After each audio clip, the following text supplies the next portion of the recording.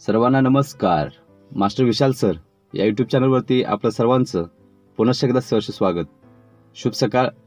कालचा व्हिडिओ किंवा कालची व्हिडिओला काही लोकांना माझा व्हिडिओ लागलेला होता.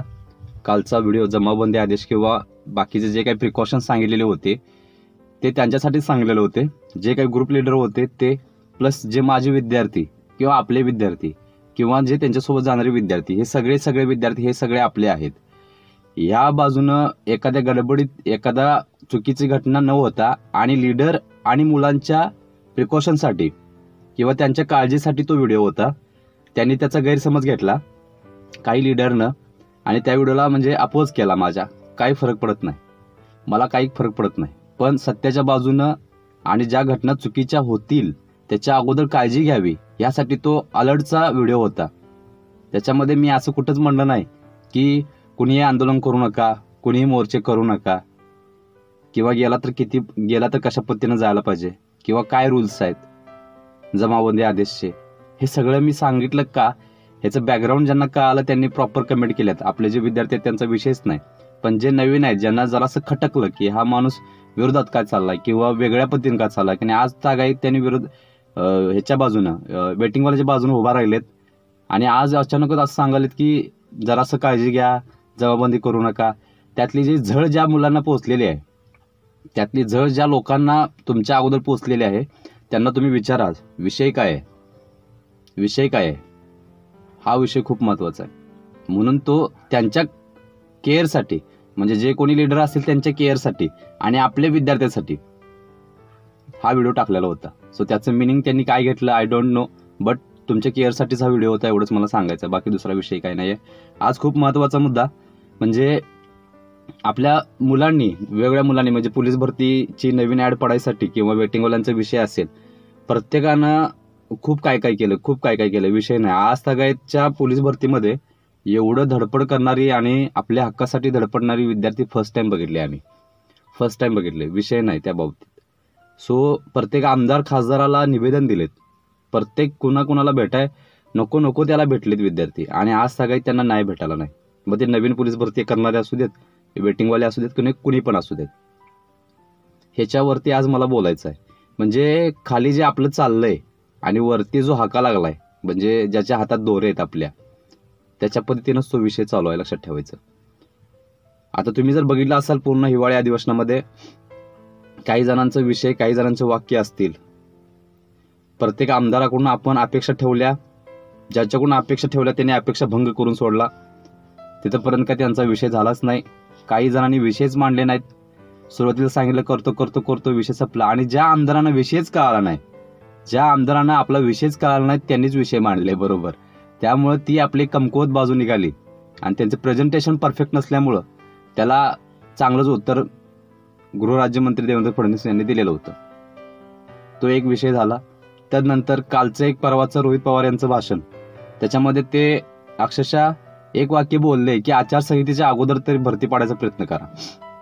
हा एक विषय वेगळा बरोबर. त्याच्या अगोदर ते बोललेले होते की फी माफ करा किंवा फी कमी करा, 50% कमी करा किंवा कमी करा. ₹1 कमी झालेला नाही, सगळ्यांना माहिती आहे. अशा पद्धतीनं हिवाळी अधिवेशनामध्ये जे काही प्रश्न झालेले आहेत, जेवढे काही प्रश्न झालेले आहेत तेवढे सगळे प्रश्न मी आज तुमच्यासमोर मांडणार आहे. जवळजवळ 20 प्रश्न आहेत, टोटली 20 प्रश्न. त्या 20 ते 22 प्रश्नांमध्ये तुम्हाला सांगायचं आहे मला की ते कशा पद्धतीनं आहेत. तर जवळजवळ 20-22 प्रश्न ह्याच्यामध्ये दिलेले आहेत किंवा ते कशा पद्धतीने आहेत. ह्याच्यामधले काही प्रश्न हे जुनेच आहेत, जुन्या अधिवेशनच्या वेळेचे आहेत. ते प्रश्न अजून सुद्धा सुटलेले नाही आहेत. जे आरोग्य विभागच्या रिलेटेड जे प्रश्न आहेत ते सुद्धा सुटलेले नाहीत. काही जिल्ह्यामध्ये एक बेडवरती 2 पेशंट झोपलेले आहेत, सिरियस पेशंट. काही जिल्ह्यामध्ये एका याच्यामध्ये दवाखान्यामध्ये खाली फरशीवर झोपलेले हे आहेत पेशंट, तरी सुद्धा त्याची दखल घ्यायला नाही. म्हणून तुम्हाला अगोदर बोललेलं होतं की खाली आपली जी भांडणं आहेत किंवा खाली आपल्यामध्ये जे द्वंद्व आहे, जे आपल्यामधलं युद्ध आहे, ते युद्ध जरा थांबवा. कारण की हे तुम्हाला पकडायचं असेल तर वरच्या लोकांनाच पकडा. विषय लय खूप महत्वाचा आहे. कारण की इथं कसं असतं, मी मारल्यासारखं करतो आणि तू रडल्यासारखं कर, असा विषय असतो फक्त, दुसरा विषय नाही. नंतर थोड्या वेळात आपण एकत्रच आहोत. हा विषय खूप महत्वाचा आहे, समजलं. सो एकंदरीत ह्याच्यावरती काय प्रश्न आहेत किंवा ह्याला काय न्याय देत नाहीत ते आपल्याला एक प्रश्न मांडायचा होता आज. जवळजवळ 20-22 प्रश्न आहेत. कोणाचेच प्रश्न सुटणार नाही तर या अधिवेशनाचा उपयोग नाही. कोणाचे जे प्रश्न सुटणार नाहीत तर या अधिवेशनाचा उपयोग नाही. कोणाला काय नाही मिळालं, कोणाचे प्रश्न नाही सुटले, हा विषय क्वेश्चन मार्क आणि खाली प्रश्न दिलेले आहेत. ह्यामध्ये जुने विषय खूप आहेत, नवीन विषय पण आहेत, पण कुणालाही न्याय भेटायला नाहीये. कुणालाही न्याय भेटायला नाही, एवढं लक्षात ठेवायचं. शेतकऱ्याला मदत मिळाली का? पहिला प्रश्न तुम्हीच उत्तर द्यायचे. मी फक्त प्रश्न वाचतो. पेपरफुटीवर कडक कायदा झाला का? तुम्ही उत्तर द्यायचं आहे. तर आता पटापट हे जेवढे प्रश्न आहेत ना, त्याला तुम्हाला जे योग्य वाटतील त्या पॉईंटला पकडायचं आणि तुम्ही कमेंट द्यायची. बाबा ह्याच्यावरती काय व्हायला पाहिजे होतं आणि का नाही झालं, किंवा ह्यांचं सर्कल कसं आहे हे त्याचं उत्तर तुम्हीच द्यायचं आहे, किंवा कशा पद्धतीनं हे ट्रीट करतील किंवा कशा पद्धतीने हे फेस करणार आहेत, हा विषय. तिसरा, परीक्षा फी कमी झाली का? हा तर लय मुद्दा जुना आहे आपला. अगोदरपासून रोहित पवारांनी सुद्धा विविध ठिकाणी आवाज उठवलेला होता. अंगणवाडी सेविकांचे प्रश्न सुटले का? आशा सेविकांचे प्रश्न सुटले का? कंत्राटी आरोग्य कर्मचारी सीएचओंना न्याय दिला का? संगणक परिचालकांचे प्रश्न सुटले का? हा पण प्रश्न खूप महत्त्वाचा आहे. ह्याच्यामध्ये सुद्धा काही आपले विद्यार्थ्यांचे पालक पण आहेत या मोर्चामध्ये सुद्धा. ते जवळचे आहेत अगदी. त्यांच्यासोबत सुद्धा माझं बोलणं कायम होतं. नागपूर अधिवेशनामध्ये सुद्धा ह्यांचे सुद्धा बसलेले होते सगळे मोर्चाला, धरणे आंदोलनला. होमगार्डचे प्रश्न सुटले का? निवास डॉक्टर संघटना मागण्या मान्य केल्या का? MSF महाराष्ट्र सुरक्षा बलाच्या जवानांचे प्रश्न सोडवले का? खेळाडू थेट नियुक्ती दिली का? इतर राज्यामध्ये खेळाडूंचं सोनं आहे नुसतं. इतर राज्यांमध्ये, आपल्यामध्ये तर राजकारणच आहे सगळं, टोटली राजकारण आहे. साधा जिल्ह्यापासून अध्यक्ष असेल किंवा कोण असेल ते राजकारणी, आणि महाराष्ट्राच्या बॉडीवर ते पण सगळे राजकारणी. त्यामुळे खेळाचे तर पाक खीरच करून टाकले. आदिवासी बांधवांना न्याय दिला का? प्रश्न मार्क. राज्यातील पोलीस पाटील यांच्या मागण्या मान्य झाल्या का? 102, 108 रुग्णवाहिनी चालकांच्या मागण्या मान्य केल्या का? शिक्षक भरती सुरू केली का? प्राध्यापक भरती केली का? शेतकरी आत्महत्या थांबल्या का? महिलांसाठी शक्ती कायदा आणला का? ड्रग्जवर नियंत्रण आले का?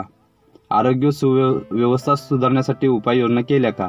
या ठळक प्रश्न मी दिलेले आहेत. ठळक याच्यापेक्षा सुद्धा जास्त मुद्द्यांवरती अधिवेशनामध्ये चर्चा झाली. पण ही चर्चा होते, जे कोणी रिस्पेक्टेड आमदार असतात किंवा जे कोणी मंत्री असतात त्यांचं ठरलेलं असतं की बाबा त्यांना योग्य उत्तर द्यायचं, तिथे रिस्पेक्ट द्यायचं, आणि आम्ही लवकरात लवकर याच्यावरती समिती गठीत करतो, समिती तयार करतो, सुधारित आकृतीबंध तयार करतो, 22 तारखेपर्यंत भरती पाडतो, 30 डिसेंबरपर्यंत भरती पाडतो. हे फक्त आश्वासन, एक आपल्याला आधार, बस, दुसरं काय नाही, दुसरा विषय नाही टोटली काय. त्यामुळे आजचा प्रश्न माझा असा होता की नेमकं हे लेट कोण करते, किंवा ह्याला न्याय का मिळवून देत नाहीत, किंवा ह्यांची खेळी कशा पद्धतीने आहे हे तुम्हाला सुद्धा माहिती आहे. तुम्ही का आता छोटे विद्यार्थी नाही आहे, तुमच्याकडे पण स्किल आहे, तुमच्याकडे पण नॉलेज आहे, तुम्ही पण शिकलेले आहात, तुम्हाला पण एक्सपिरियन्स असेल. तर एकंदरीत हे जे सर्कल आहे त्या सर्कलवरती तुम्ही एक कमेंट करायची आहे लास्टला की कशा पद्धतीनं आहे सर, हे अशा पद्धतीनं आहे. तुम्हाला सगळ्यांना माहिती आहे, तुम्ही प्रॉपर कमेंट करणार 100%, एवढी मी गॅरंटी देतो. पण खूप महत्त्वाचा विषय की अधिवेशनामध्ये विषय मांडले म्हणजे ते मान्य होतील सांगता येत नाही. अधिवेशनमध्ये विषय मांडले किंवा नाही मांडले तरी सुद्धा सांगता येत नाही. घेतील पण ते, नाही पण ते, सगळं त्यांच्याच हातात आहे.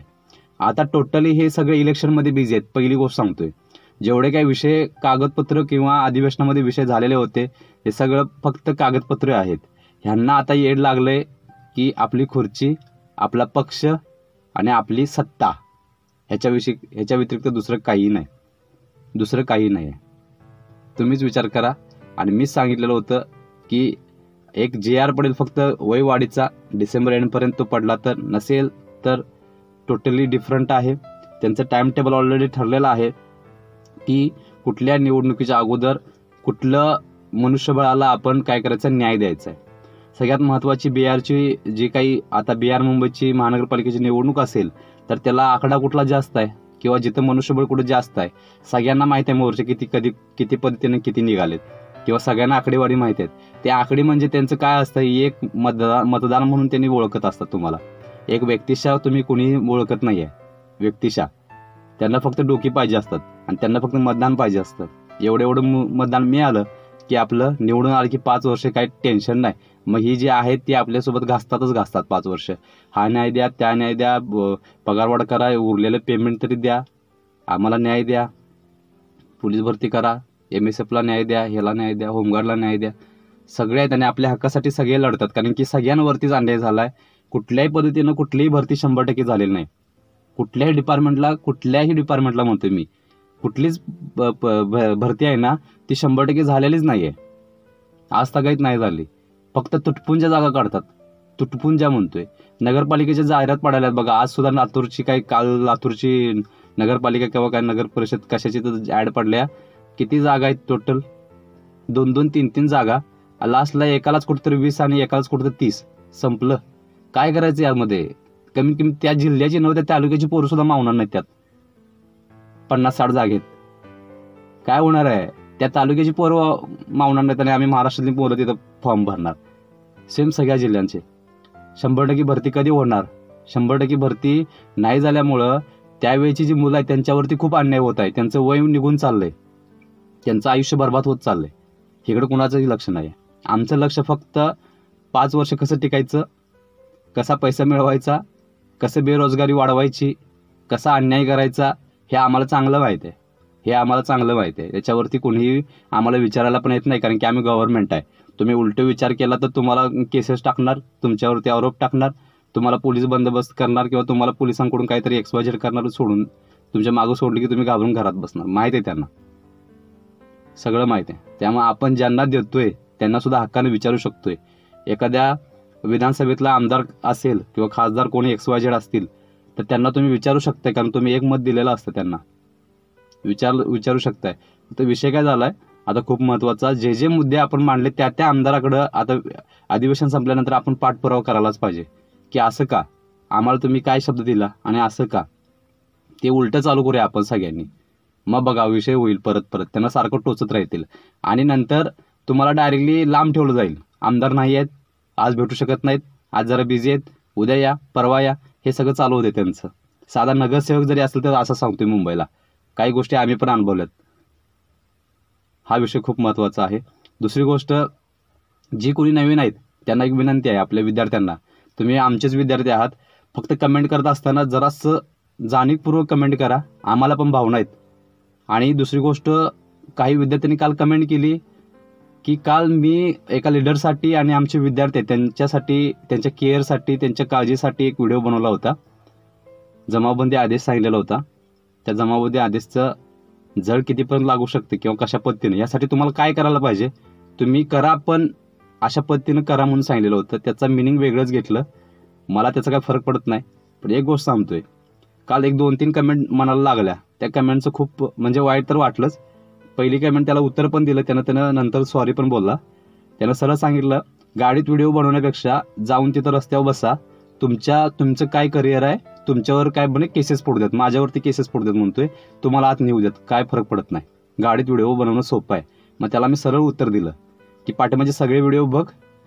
एका जिल्ह्याला निवेदन द्यायला मी पण आलेलो होतो, माझी मुलं पण होतीत. निवेदन द्यायला आलं तर 60 मुलं होती तुझ्यासारखी 60 मुलं होती, त्यातली 7 ते 8 मुलं आलीत निवेदन द्यायला. हे मी पण केलंय. ह्यात मोठापणा काय नाहीये, सगळ्या मुलांनी केलंय. मी वारंवार सांगत बसत नाही. आणि हा सांगतोय मला की तुमच्यावर केसेस पडू द्या, तुमचं कुठलं करिअर आहे, तुला कळेल नंतर बरोबर. मग त्याला उत्तर दिलं माझ्या भाषेमध्ये. नंतर त्यानं सॉरी म्हणला, सर माझं चुकलं, पण मला तसं बोलायचं नव्हतं, कारण तुम्ही लगेच भाषा चेंज झाली, तुम्ही वेटिंगवाल्यासाठी खूप काय केलंय, हे केलंय ते केलंय. मी केलंय म्हणून बसतच नाहीये. आपल्याला काय करायचं आहे हे माझं नियोजन चालू आहे. पुढचं हे नियोजन चालू आहे, ते कशा पद्धतीने टॅकल करायचं. काही लोकांना मी नको आहे हे पण सांगतोय. जे कोणी मोरके आहेत त्या लोकांना मी नको आहे, कारण की माझा विषय टोटली वेगळा आहे आणि मी सत्याच्या बाजून आहे. मला जेवढ्या पाहिजेत तेवढ्याच मी मागं लागणार आहे. कारण JR काय सांगतोय, पेपर 100 मार्काचा झाला आहे आणि तुम्हाला 150 मार्क कोण देणार? 100 मार्काचा पेपर आहे, तुम्हाला 150 मार्क तुम्ही मागायला कसं पॉसिबल आहे? इम्पॉसिबल आहे. त्यामुळे जे खरं आहे ते आहे. आणि तुमच्या भांडणामध्ये जर भांडणं झाली, तुमच्यात चुकीचा अहवाल सादर झाला आपल्याकडून, तर हाय त्या जागेला पण फटका बसेल. ही सत्यता आहे, हे रियालिटी आहे. हे वरच्या लोकांपर्यंत बसल्यानंतर मला समजलंय. त्यामुळे मी केअरफुली या गोष्टीला मी फेस करतोय. सगळ्याच गोष्टी चांगल्या आहेत. मॅक्झिमम जेवढं वाढ होतील तेवढं चांगलंच आहे. मला काय प्रॉब्लेम आहे, मी काय वेटिंगला आहे थोडीच. तर मॅक्झिमम प्रमाणात जर जागा वाढ झाल्या मला चांगलंच आहे ना. आणि 2-3 हजार चुली जर पेटल्या तर काय प्रॉब्लेम आहे? कोणालाच प्रॉब्लेम नाही, चांगलीच गोष्ट आहे. आणि तुम्ही ज्याच्यासोबत तुम्ही लीडर आहे ना ते सगळे कॉन्टॅक्टमध्ये आहेत माझ्या, एवढं लक्षात ठेवायचं. तुम्ही वरनं किंवा त्यांना XYZ बोलला आणि लीडरचा पण विषय असा झाला ना की जवळजवळ गेले वेटिंगवाल्यांचा विषय चालू व्हायच्या अगोदर सुद्धा काही लोकांनी महाभागांनी मला फोन केलेला होता की सर आम्हाला पाठिंबा द्या म्हणून. ओके. आणि आज सगळ्यात कालचा व्हिडिओ फक्त मनाला लागला. ते का लागला, तुम्ही एज एवढा असून तुम्हाला एक्सपिरियन्स आहे का नाही माहीत नाही, तुमच्या काळजीसाठी, आमच्या विद्यार्थ्यांच्या काळजीसाठी हा विषय थोडासा रिस्क आहे आणि हळू जावा म्हणून सांगितलं, फक्त जाऊ नका म्हणून बोललोच नाही मी आज सगळ्यात. लगेच चालूच. अरे तुमच्याकडे मनुष्यबळ आहे, तुमच्याकडे 3-4 आहे, माझ्याकडे पण 6,000 आहे. माझे पण 6,000 आहेत सगळे, विषय तसा नाहीये.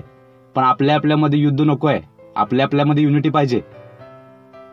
काय सांगते रेकॉर्ड, ती जे वरचे अधिकारी आहेत ती काय खोळी नाही आहेत, क्लास 1 अधिकारीपासून सगळे आहेत, त्यांच्याकडे सगळं रेकॉर्ड असतं. आपण माप म्हणेन की असं कसं काय, 100 मार्काचा पेपर आहे, 150 मार्क द्या आम्हाला, म्हणू शकत नाही आपण. त्याला पण क्रायटेरिया आहेत सगळे, टोटली वेगळा विषय आहे. तर मग कमेंट करत असताना जाणीवपूर्वक आधी मागचे सगळे व्हिडिओ बघायचे कमेंट करत असताना आणि मगच कमेंट करा. नसेल तर तुम्ही नाही केला किंवा नाही बघितलं तरी पण चालेल, मला काही फरक पडत नाही. मी आधीच सांगितलं, जे माझे आहेत ती माझीच आहेत, त्यांचा विषयच नाही आहे. त्यामुळं कमेंट करत असताना जरा विचार करा की पाठीमागं काय काय केलं हे परत सांगायची गरज नाही आहे. ज्यावेळी लीडरचा फोन आलेला मला, त्यावेळी त्याला एका भाषेत सांगितलं, पहिल्याच कॉलमध्ये सांगितलेलं होतं, त्याच्या अगोदर पण सांगितलेलं होतं, मला 2 दिवस अगोदर फक्त कळवा, मी येणार आहे. मला त्यांनी कळवलं नाही आज सगळ्यात. दुसरी गोष्ट, अचानकच सांगितलं संध्याकाळी, ग्रुपवरतीच चालू आहे सगळं की जायचं आहे, उद्या जायचं आहे. आणि त्याच्या अगोदर मला सांगितलं आठवडा, एक 14 दिवस किंवा 10 दिवस की तुम्ही यायचं आहे, तुम्हाला अगोदर 2 दिवस सांगणार. येस, नो प्रॉब्लेम, मी येणार म्हणून सांगितलं. मला सांगितलं नाही आज सगळ्यात, ज्यानं मला सांगितलेलं होतं त्यानं, कोणी सांगायला मला. मग ही माझी चुकी का? त्यांनी सांगितलंच नाही म्हटलं, मला माहीतच नाही ना विषय. मी तर इन्व्हिटेशन किती वेळा दिलं युट्यूबवरती पोरांना की ह्या तारखेला आपल्याला किंवा ह्या थोड्या दिवसांमध्ये आपल्याला जायचं आहे. पण त्यांचं गणित आणि आमचं गणित जमतच नाही आहे. त्यांनी ह्याच्या मागं काय केलंय, धडकलेत जाऊन आणि आलेत परत फास्टमध्ये. ते परत तेच करायला आहे. पूर्ण महाराष्ट्रातली, वेगवेगळ्या जिल्ह्यातली मुलं न खाता पिता, न जेवता, न विचार करता इकडचं तिकडचे पैसे घेऊन 2-3 वेळा येऊन गेलेले आहेत, लक्षात ठेवा. आणि तिथं परिस्थिती तयारी झाल्यानंतर त्या परिस्थितीला कसं फेस करायचं हे लीडरमध्ये पाहिजे. हे जर तुम्हाला जमत नसेल तर एवढ्या मुलांना बोलवू नका, काय गरज नाही आहे. कारण त्यांचा मानसिक त्रास अगोदर आहेच आहे. टोटली वेगळा विषय आहे. त्यामुळं माझ्या काही विषय खटकतात, मुलांना माझे काही विषय खटकतात, पण त्याच्यामध्ये सत्यता आणि महत्त्वाचं म्हणजे प्रामाणिकपणा आहे आणि त्याच्यामध्ये सत्य आहे. वेगळा विषय टोटली. त्यामुळं मी का नको आहे हे त्यांनाच माहीत.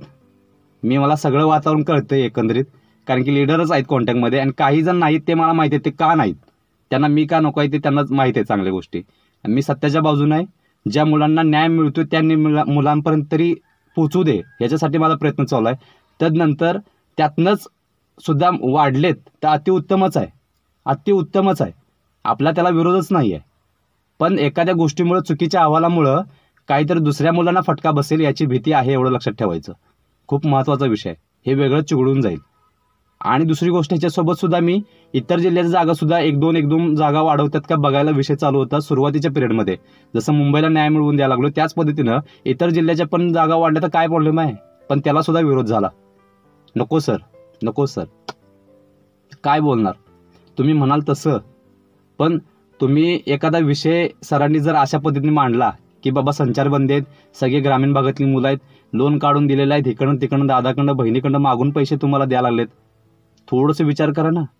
पैसे काय आजच्या उद्या मिळवता येतील, पण एखाद्या कोर्ट केसेसमध्ये अडकलं एखादा पोर किंवा एक पासा किंवा तुम्ही स्वतः अडकला तर आयुष्य पडले. अजून तुम्ही निम्मा बी नाही आयुष्याच्या, तुम्ही हाफ पण नाही आयुष्याच्या. टोटली वेगळा विषय आहे. त्यामुळं माझं मिनिंग समजून घ्या. मी विरोधात नाही, मी तुमच्या सोबतच आहे. फक्त मला 2 दिवस अगोदर द्या. बाकीच्या इतर लीडरसोबत माझा विषय झालेला आहे. त्यांनी प्रॉपर मला इन्फॉर्मेशन दिलेले आहे की आता CMलाच भेटायचं आहे सर. CMला भेटल्यानंतर किंवा CMची डेट घेतल्यानंतर तुम्हाला 1 ते 2 दिवस अगोदर सांगतो, तुम्ही यायला लागते. मी तयारच आहे, नो प्रॉब्लेम. आमच्या वेगळी पद्धती, आम्ही काय थांबणारी माणसं नाही, आमचं पण नियोजन चालू आहे, विषय नाही आहे. दुसरी गोष्ट, ज्यावेळी मला लीडरचा फोन आला त्यावेळी मी त्याला तेच सांगितलं, मी कुठला युट्यूबर किंवा मी कुठला फॅन किंवा मी कुठलं काही म्हणून येणार नाही आहे. मी एक विद्यार्थी म्हणून येऊन त्या रस्त्यावर तुमच्यासोबत 2 दिवस बसणार आहे. हे वाक्य ज्यावेळी विषय होईल ज्याला बोललो त्याला समोर घेऊन येणार आहे मी. ज्याला बोललोय ना, ज्या लीडरला, त्यावेळी बघा तुम्ही. मग टोटली वेगळा विषय आहे.